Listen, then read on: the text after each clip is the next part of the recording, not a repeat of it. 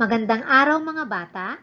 Sa araw na ito, pag-aaralan natin ang Module 5, Aking Tutularan, Pagiging Mapagpasensya. Mga bata, nais mo bang maging batang mapagpasensya? Naranasan mo na bang magbigay ng pagkakataon sa iba dahil sa hindi inaasahang pagkakataon? Paano mo natamo ang ugaling ito? Meron akong babasahing kwento. Makinig at unawain ang kwentong aking babasahin. Ito ay tungkol sa isang batang mapagpasensya.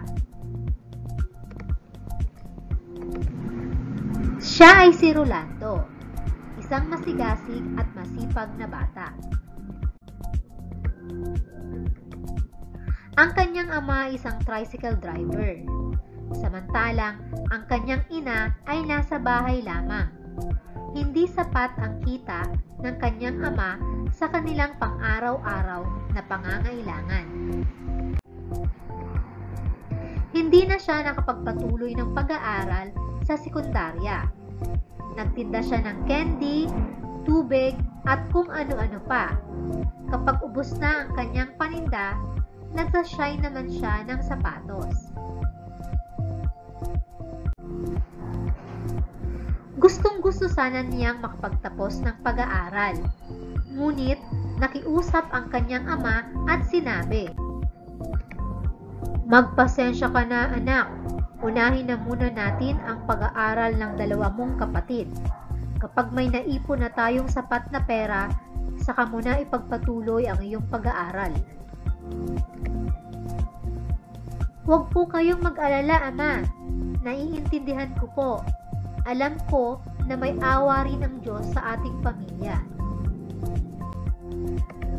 Pinagpasiyahan ni Rolando na ipagpatuloy ang pagtatrabaho at pagtulong sa pamilya.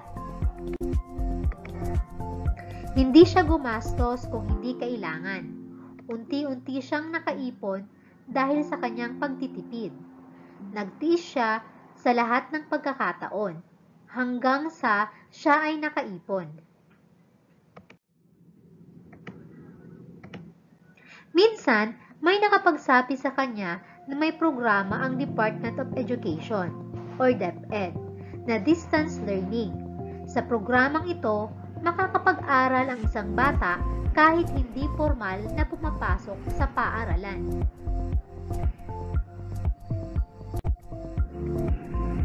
Agad siyang nagpalista rito at nagsimula na siyang makapag-aral sa sekundarya.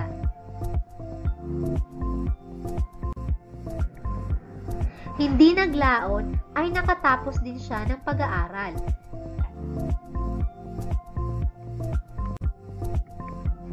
Tuwang-tuwa ang kanyang mga magulang sa ipinakita niyang pagtitiis, pagtitiyaga at pagsisikap para makapagtapos sa pag-aaral. Sinabi niya sa kanyang sarili, "Magsisikap pa ako para makapagtapos ng kolehiyo." Nagustuhan niyo ba ang kwento? Mga bata?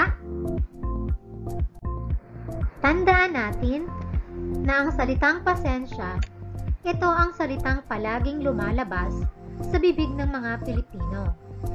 Ang pagiging mapagpasensya ay isang mabuting pag-uugali. Kasama sa pagpapasensya ang pagtitiis, pagtitimpi, at pagtitiyaga. Ito ay pag-iintindi sa pagkukulang ng isang tao dahil sa kanyang kahinaan. Pagiging matyaga sa paghihintay kung kinakailangan. Nagtitimpi habang naghihintay at hindi umaayaw sa paghihintay.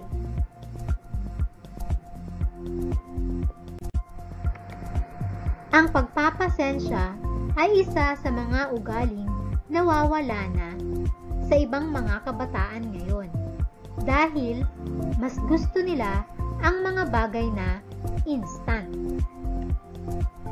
Dahil sa kawalan ng pasensya, mas pinipili nilang makuha ang mga bagay sa madaling paraan.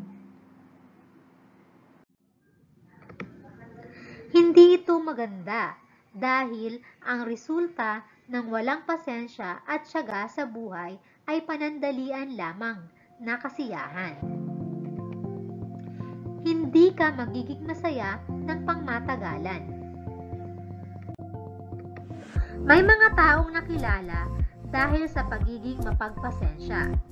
Sila ay umunlad sa napili nilang larangan, tulad ng bayaning si Andres Bonifacio, na naging mapagpasensya. Dahil sa maagang pagkamatay ng kanilang mga magulang, ay nahinto siya sa pag-aaral sa edad na 14. Gumawa siya ng kahoy na baston at pamaypay na papel na kanyang itininda sa lansangan upang maging pantustos sa pangangailangan nilang magkakapatid. Kahit hindi siya nakapagtapos ng pag-aaral, ay sinikap pa rin niyang paghusayin ang kanyang kaalaman sa pamamagitan ng pagbabasa ng mga aklat.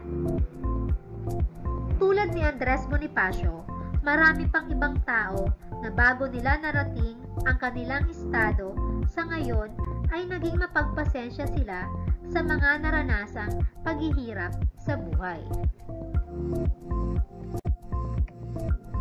Ang kawalan ng pasensya sa ating sarili at sa ating mga kapwa-tao ay hindi nakakatulong. Ito ay nagiging sanhi ng di pagkakaunawaan at paghahati sa pagitan natin at ng iba.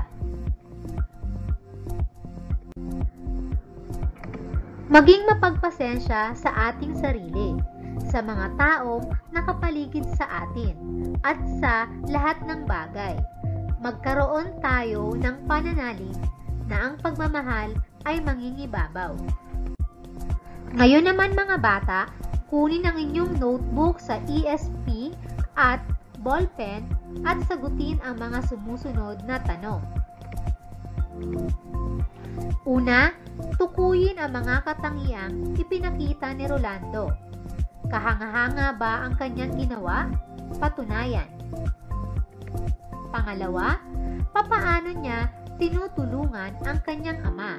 Ikwento ito sa iyong nanay at tatay nang may paghanga sa ginawa ni Rolando.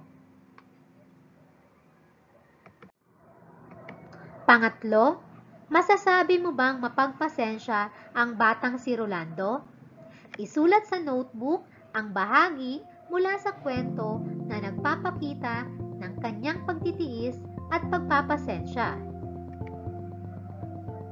Pang-apat, kung ikaw ay si Rolando, paano mo ipapakita ang pagiging mapagpasensya at maparaan?